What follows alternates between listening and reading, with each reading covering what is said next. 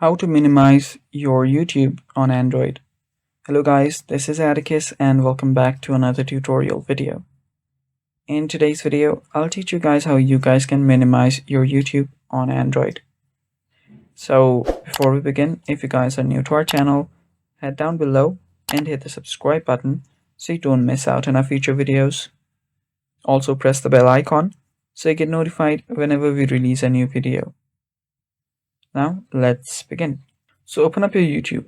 After you open up your YouTube, simply swipe up.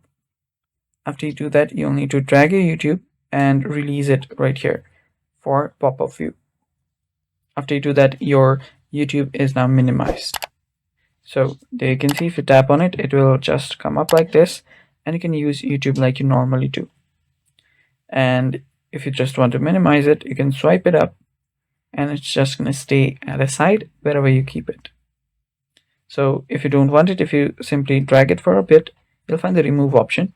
You can drag it to the remove option and release it to remove the minimized YouTube.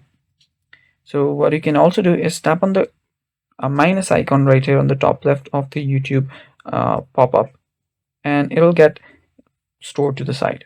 So you can see this is the one.